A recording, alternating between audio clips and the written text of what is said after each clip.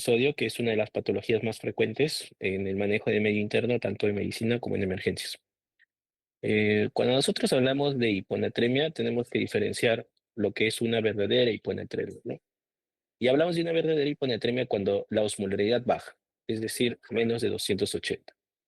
Puede haber enfermedades donde el sodio esté bajo, pero la osmolaridad esté un poco mayor de 280, como ocurre en pacientes con pseudohiponatremia, en estados de hiperglucemia, en la infusión de soluciones hipertónicas como el manitol, o en casos de hiperproteinemia con hiperlipidemia. Si es que es una verdadera hiponatremia, tenemos que diferenciar cómo está la volemia. O sea, además de evaluar el sodio, la osmolaridad, tenemos que evaluar clínicamente cómo está la volemia del paciente. Si es que se trata de un paciente deshidratado o si es que se trata de un paciente con hipervolemia, un paciente que está con acumulación de líquidos, como en los casos de edema. Hay una fórmula práctica de calcular la osmolaridad en base al sodio, a la glucosa y a la urea. Entonces, la forma práctica para calcular la osmolaridad es el sodio multiplicado por 2, más la glucosa entre 18, más la urea entre 5,6, lo que vendría a ser el boom que utilizan en otros países como en Europa o en Estados Unidos. Entonces, la osmolaridad normalmente su valor normal es de 280 más menos 15. Esto sería la forma clásica de cuantificar cuánto tienes de osmolaridad de un paciente. Sin embargo, esto también puede ser medido en un análisis de gases arteriales, que es más fidedigno. Entonces, como les había dicho, si tú encuentras a un paciente con el sodio bajo en la sangre, tienes que determinar cómo está la osmolaridad. Si es que tienes un paciente con osmolaridad alta, más de 290, esto se trata de una hiponatremia hipertónica. Cuando observamos esto, generalmente en hiperglicemia, en infusión de sustancias hipertónicas como el manitol o en las intoxicaciones por etilenglicol. Esto no es una verdadera hiponatremia y no debe ser manejada como tal, ¿no? Sino a corregir la causa.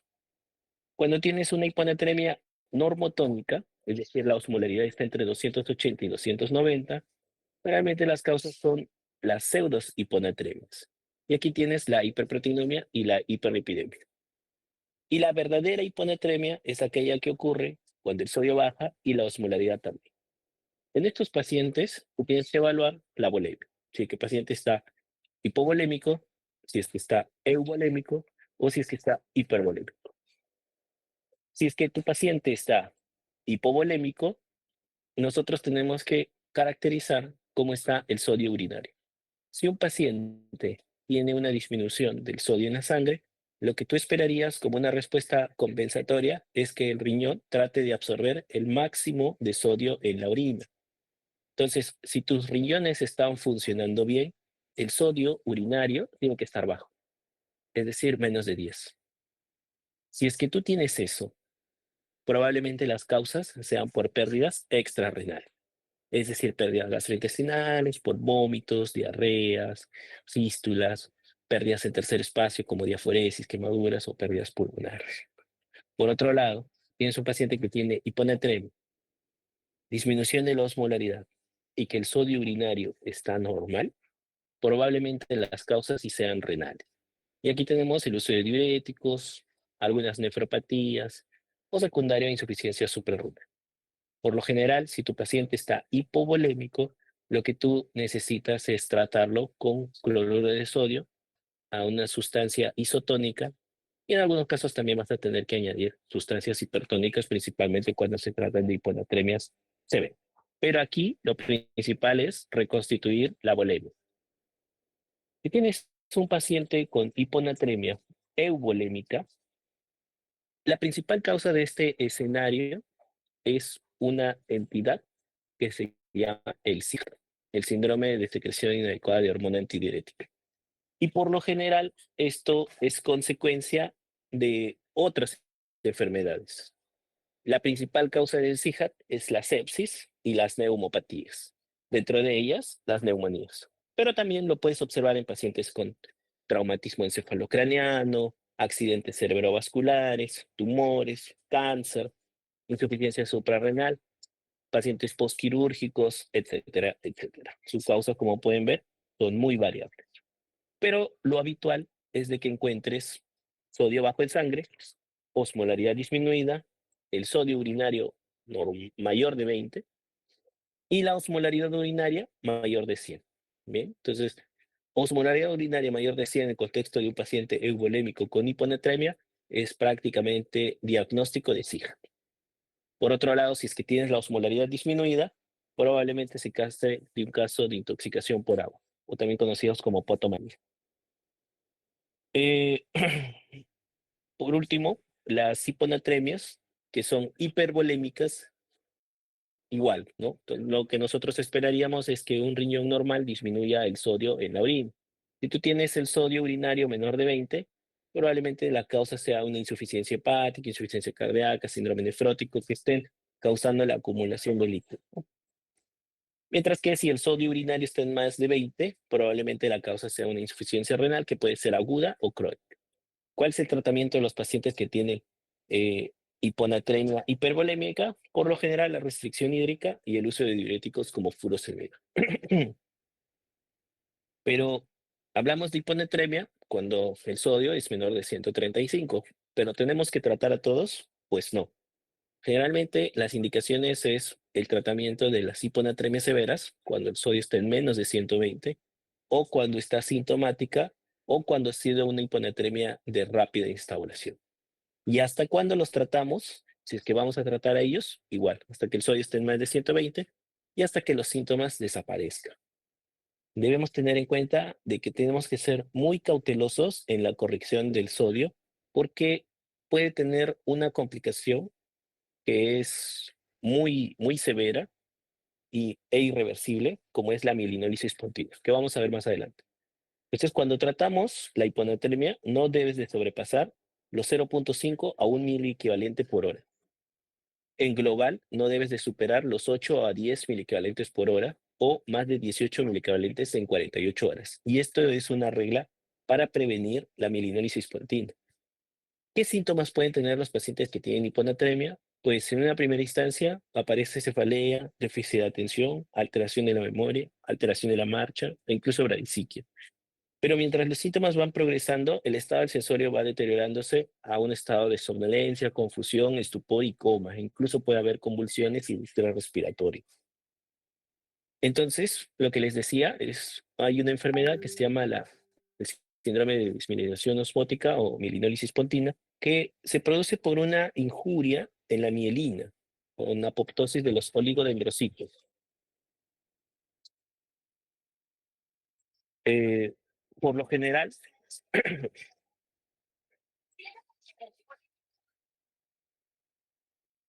perdón, chicos. Por lo general, esto lo observamos cuando la corrección del sodio ha sido superior a más de 10 mil equivalentes en 24 horas o más de 18 mil equivalentes en 48 horas.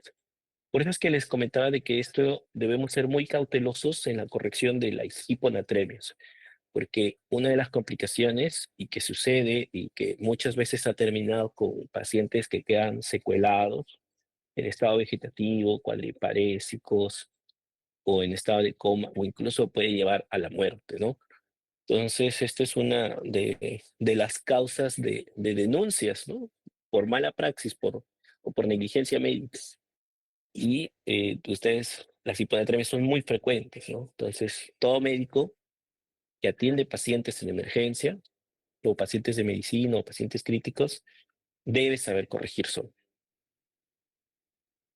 En un estado donde tienes una hiponatremia aguda, severa, con convulsiones o coma, puedes usar bolos hasta 1 a 3 de hipersodio al 3% en forma de 100 cc endovenoso en 10 a 15 minutos, ¿no? Pero no debe superar igual la meta de 0.5 a 1 mil equivalente por hora por 3 a 4 horas, ¿no?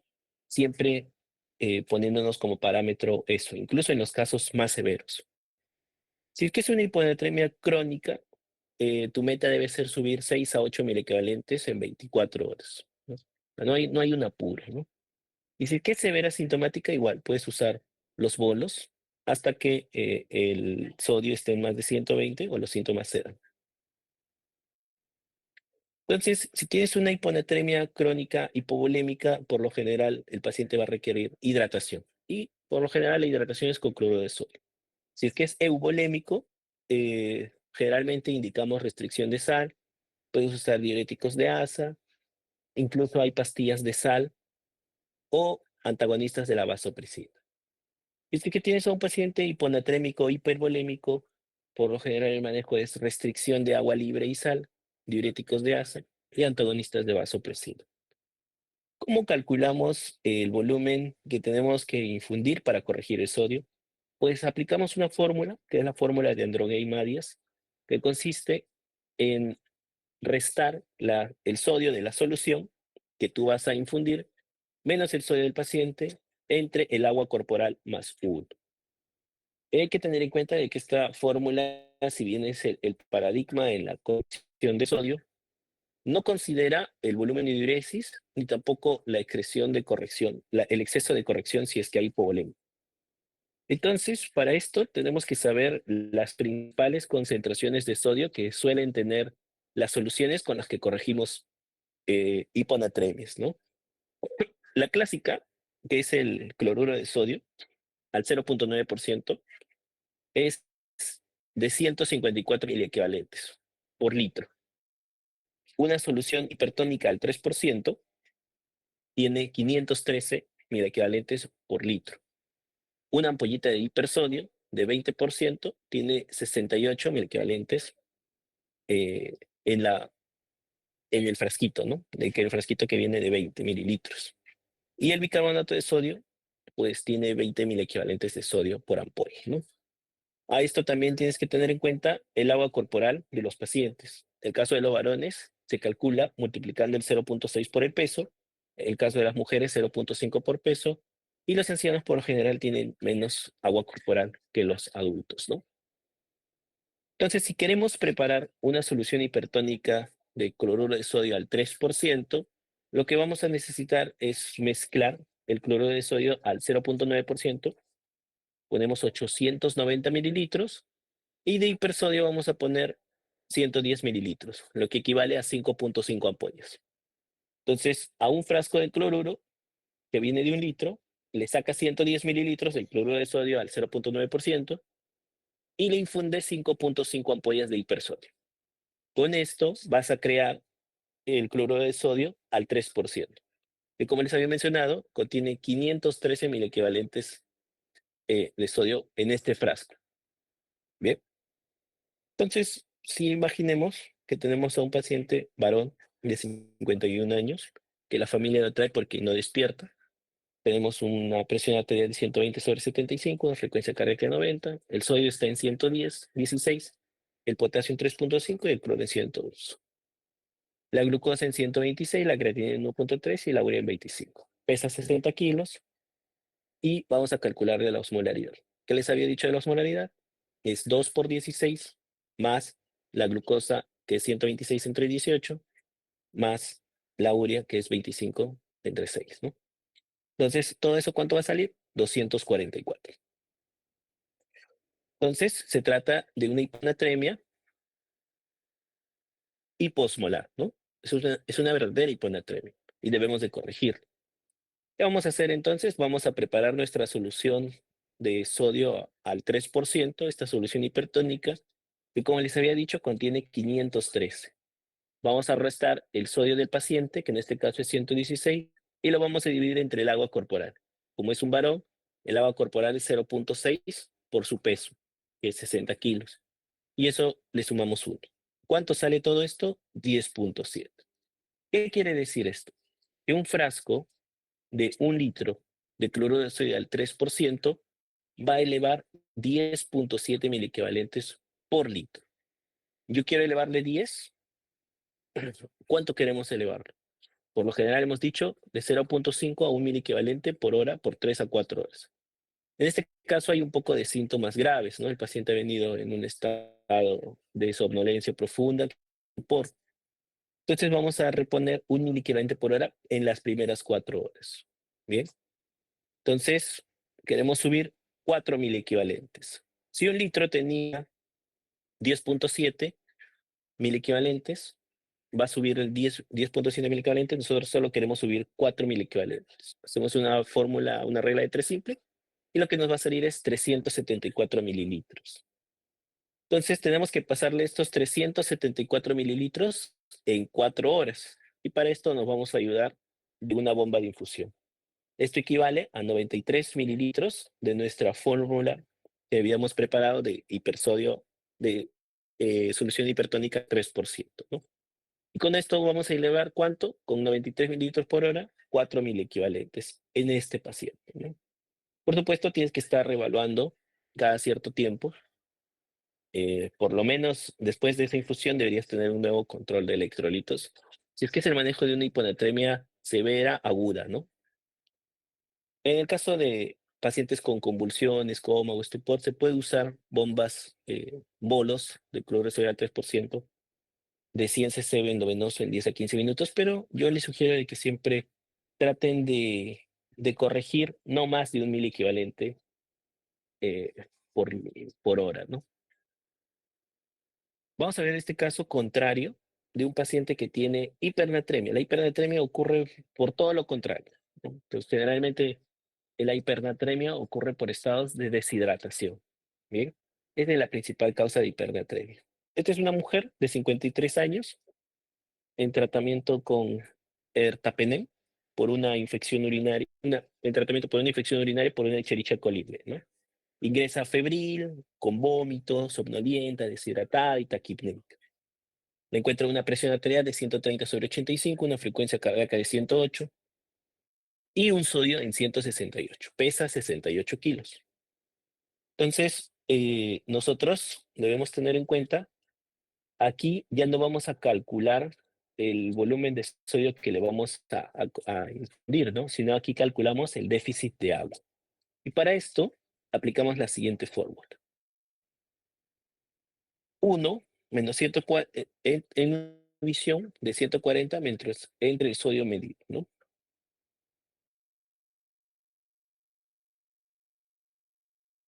Déficit de agua.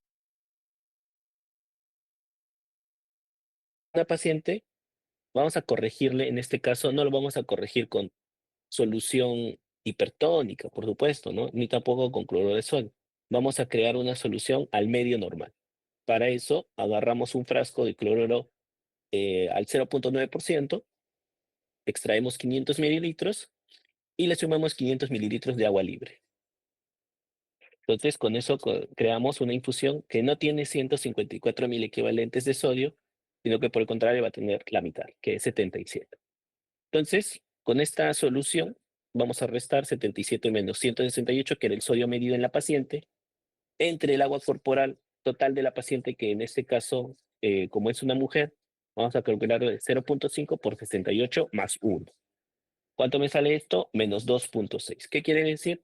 De que mi solución al medio normal me va a disminuir 2.6 mil equivalentes por litro de volumen que nosotros le pasemos, ¿no? Este frasco de 1 litro.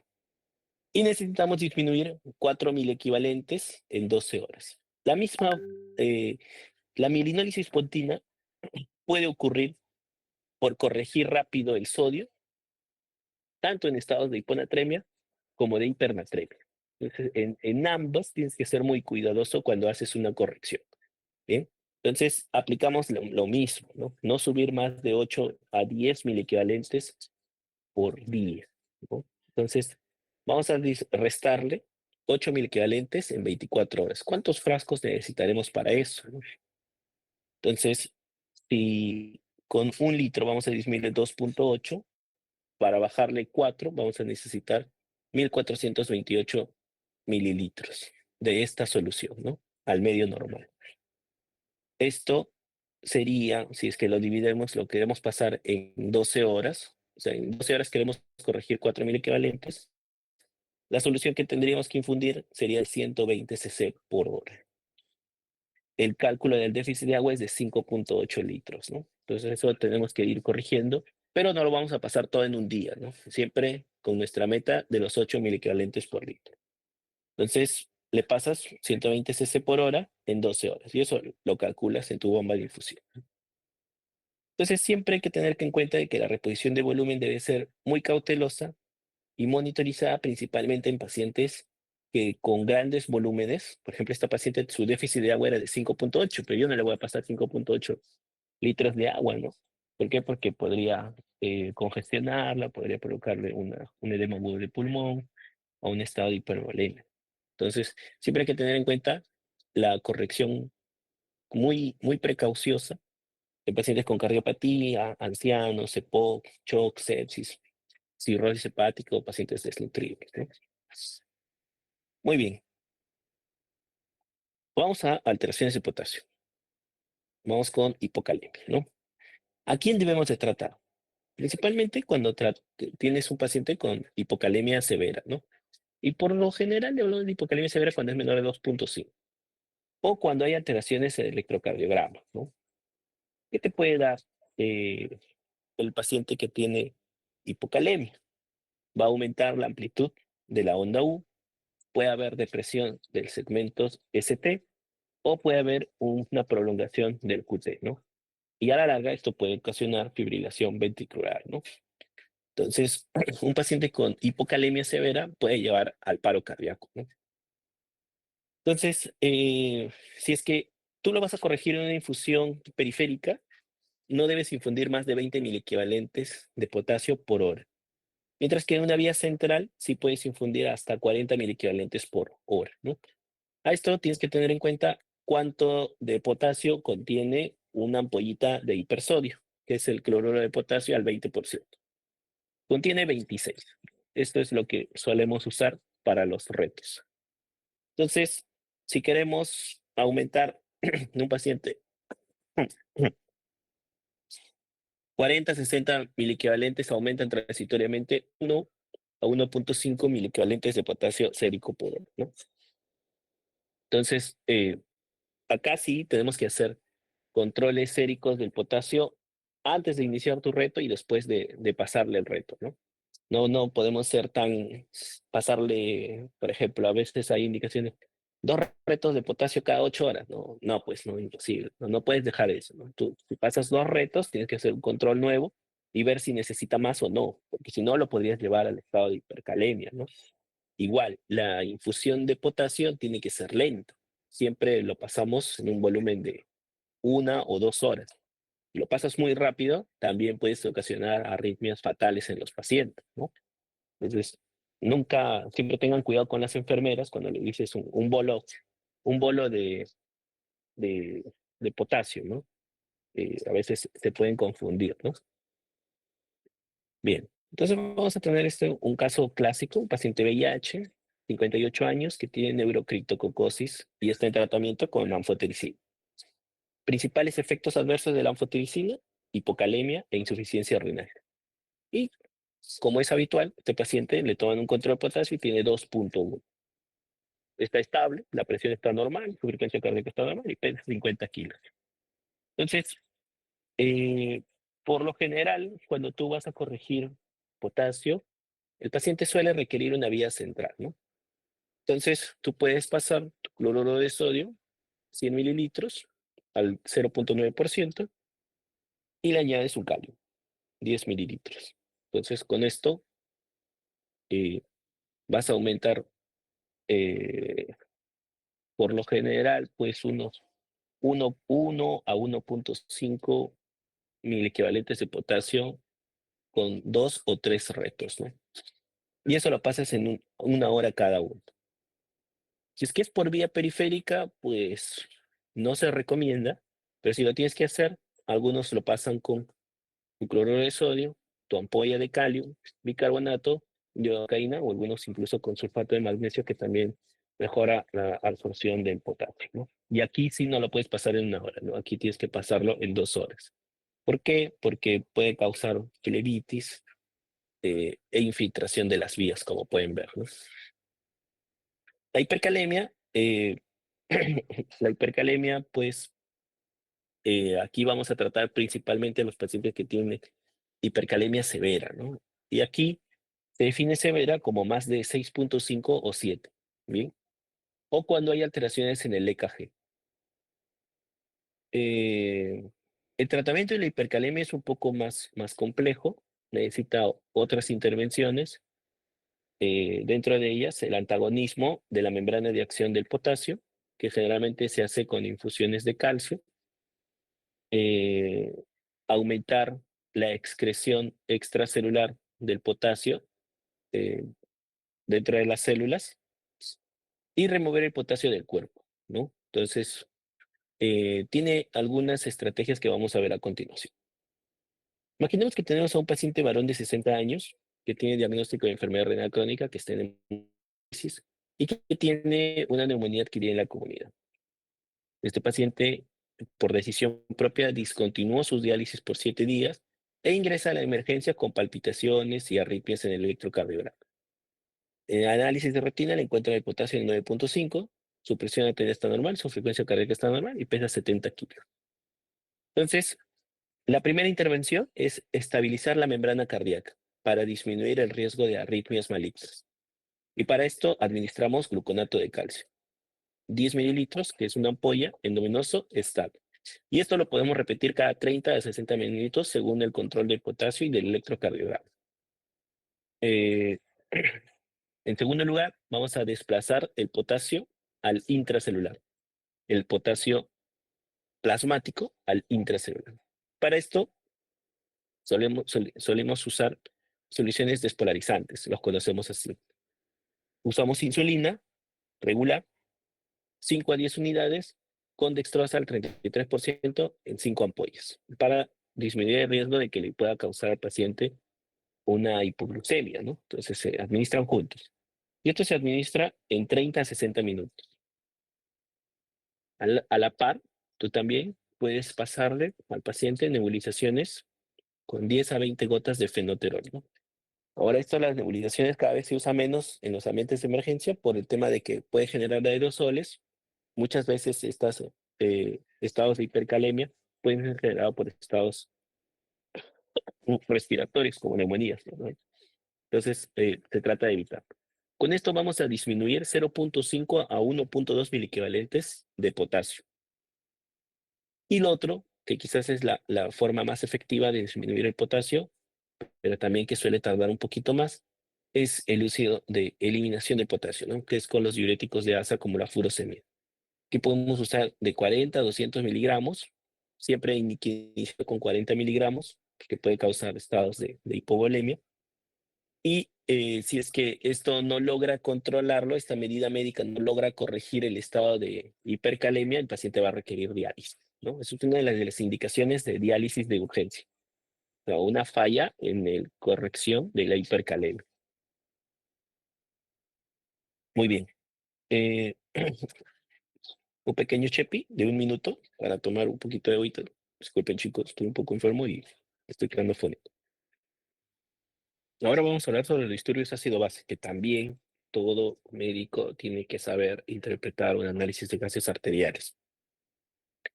Entonces, esta clase lo vamos a ejemplificar con un caso clínico. Llega usted, perdón, estoy con el micro encendido. Ah, sí, sí estoy con el micro encendido, perdón. Entonces, imaginemos de que tenemos a ustedes, están llegando a su guardia de emergencia, justo ahora, domingo en la noche, y encuentran a una paciente mujer de 61 años con antecedente de diagnóstico de colon irritable, hipertensión arterial, es diabética, y al evaluarla la encuentran diaforética, intranquila, quejumbrosa y con aliento cetónico y muy taquipnéica.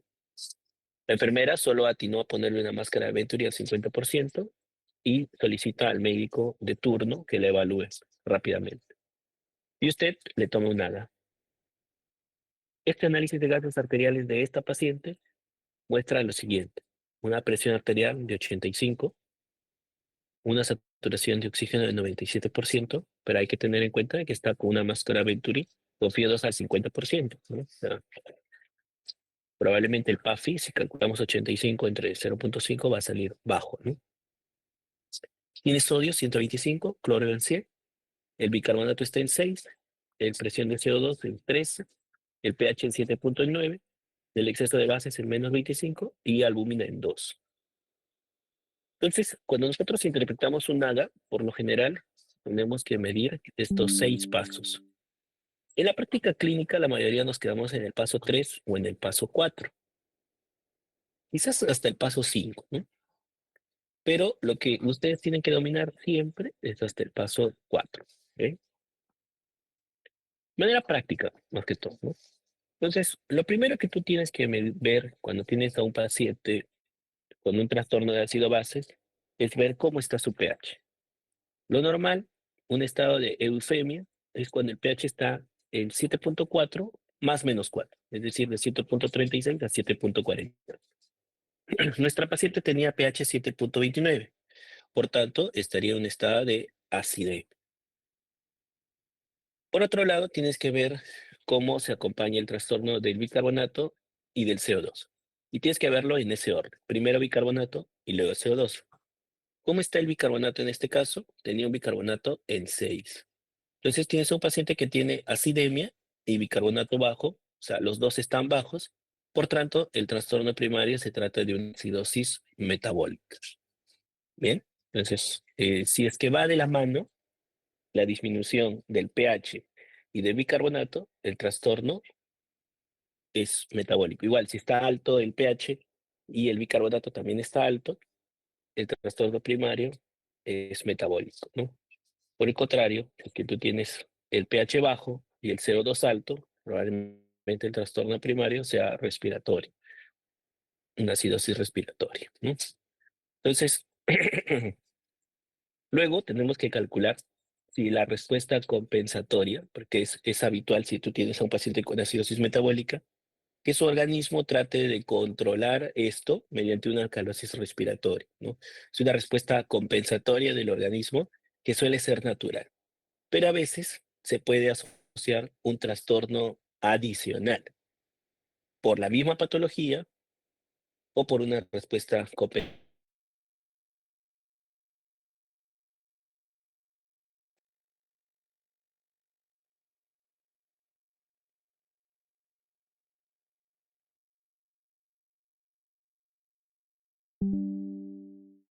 Y eso debe ser igual a la presión de CO2. En el caso de la alcalosis metabólica es 0.7 por bicarbonato más 23 más menos 2. En el caso de la acidosis respiratoria, vas a diferenciar si es un trastorno agudo o crónico, pero básicamente es 0.1 por la presión de CO2 de forma aguda en la acidosis y 0.4 en la acidosis crónica. Y en la alcalosis respiratoria, 0.2 por grado de CO2 disminuido en el trastorno agudo y 0.5 por grado de presión de CO2 disminuido en el trastorno crónico. Eso es lo mismo que debería disminuir el bicarbonato. Entonces, como estamos ante un paciente con acidosis metabólica, aplicamos nuestra primera fórmula, que era 1.5 por el bicarbonato más 8. ¿Cuánto sería eso? 1.5 por 6, este paciente tenía bicarbonato 6, más 8, más menos 2. Esto nos sale una presión de CO2 esperada de 15 a 19, ¿no? Si la presión de CO2 está en estos valores, tú dices es una acidosis metabólica compensada. Por otro lado, si es que el CO2 sale más de 19, quiere decir de que hay una acidosis respiratoria adicional. Y si es que el CO2 sale menos de 15, quiere decir de que hay una alcalosis respiratoria adicional. Recuerden de que el CO2 es un ácido, ¿bien? Entonces, si tú tienes más CO2, es un estado de acidosis, mientras que si el CO2 está más bajo, es un estado de alcalosis. Lo contrario al bicarbonato, ¿no? El bicarbonato, mientras más bajo está, más acidosis, mientras si está alto, es alcalosis. Entonces, en este caso, nos salió, aplicando esta fórmula, 13. ¿Qué quiere decir? De que no está compensado y que hay una alcalosis respiratoria adicional. O sea, el paciente tiene acidosis metabólica y alcalosis respiratoria. Por eso es de que el paciente está taquipnéico, ¿no? Un paciente taquipnéico lo que esperamos es que tenga alcalosis respiratoria. Entonces, como les había dicho, hasta aquí el diagnóstico es una acidemia por acidosis metabólica con alcalosis respiratoria como respuesta compensatoria. El cuarto paso era calcular el anión GAP. Y para el anión GAP aplicamos la siguiente fórmula. Anión GAP es igual al sodio menos el cloro más bicarbonato y debe ser un valor entre 8 a 12. ¿Cuál es el problema de esto? Es de que no mide, hay unos aniones que no son medidos, o cationes no medidos, como son las proteínas, los ácidos orgánicos, fosfatos, sulfatos, calcio, potasio y magnesio. Y aquí el que más influye es las proteínas como la albúmina, ¿no? Entonces, si aplicamos la fórmula del anión GAP, este paciente tenía sodio 125, el cloro en 100 y el bicarbonato en 6. ¿Cuánto sería eso? 19. ¿Qué quiere decir esto? De que tenía una acidosis con anión GAP alto. Sin embargo, tú, si quieres excluir de que esto sea una verdadera medición del anión GAP, puedes hacer la siguiente fórmula para descartar de que no sea debido a este anión GAP alto por ácidos no volátiles. Y para eso utilizas una fórmula de corrección que es el sodio menos el cloro más el cloronato, que es la fórmula del anión GAP, más 2.5 por 4 menos la albúmina medida. Recuerden que esta paciente tenía hipoalbuminemia, ¿no? Entonces, 2.5 por 4 menos 2 es igual a, multiplicado por el anión GAP que habíamos encontrado de 19, es igual a 24. Entonces, igual nos confirma de que es una acidosis metabólica con anion gap alto, ¿no? El quinto paso podría ser medir el bicarbonato corregido. Y esto generalmente lo aplicamos cuando hay acidosis metabólicas con anion gap elevado, ¿no? Entonces, el bicarbonato corregido se va a calcular de la siguiente manera. El bicarbonato de este caso es 6, más el anion gap corregido, que en este caso fue 24, menos el anion gap normal, que debe ser máximo hasta 12, ¿no? ¿Cuánto nos va a salir esto? Que el bicarbonato corregido es igual a 18. ¿Cómo interpretamos esto? Cuando el bicarbonato corregido es mayor de 26, quiere decir de que hay una alcalosis metabólica asociada. Pero cuando el bicarbonato corregido es menor de 22, te está diciendo de que hay una acidosis metabólica con anion gap normal asociada. O sea, tiene dos tipos de acidosis este paciente. Una acidosis metabólica con anion gap alto y una acidosis metabólica con anion gap normal. Y es por eso que su bicarbonato está sumamente bajo, ¿no? Es, es muy bajo comparado al valor de acidosis que tiene, ¿no? De 7.21 de pH. Entonces ya está teniendo, estamos evidenciando de que el paciente tiene acidosis metabólica con anion gap alto como primer trastorno, alcalosis respiratoria como segundo trastorno y acidosis metabólica con anion gap normal como tercer trastorno. Bien, entonces estamos viendo tres trastornos en un solo paciente, ¿no? Con un solo valor, con un solo eh, análisis de gases arteriales. ¿Cuáles son las causas de acidosis metabólica? Son las más frecuentes. Insuficiencia renal, acidosis láctica, que ocurre principalmente en estados de hipoperfusión, o de sepsis, o de shock, cetoacidosis, rabdomiólisis, e ingestión de salicilatos, metanol, etilenglicol, etanol, citratos, etc.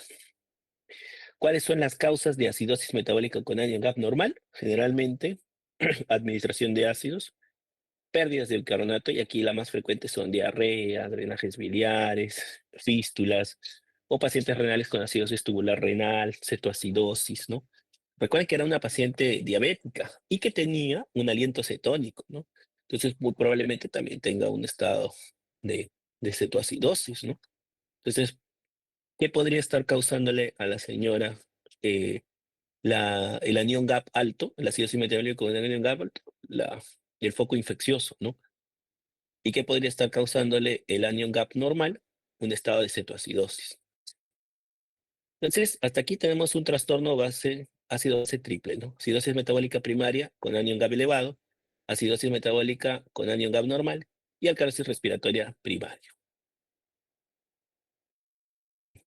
Eh, Esto es lo que nosotros aplicamos siempre cuando vamos a intentar un análisis de gases arteriales. Hasta ahí, doctores, ¿alguna pregunta? Sí. Muy bien.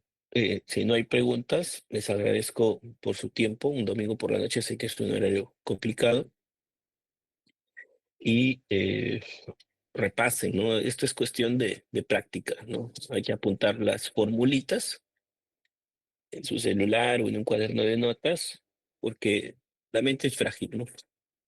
Entonces, aplicando esas formulitas, tú vas a saber principalmente la respuesta compensatoria, porque las otras fórmulas son más sencillas, ¿no? Para el anion gap corregido y para el bicarbonato corregido.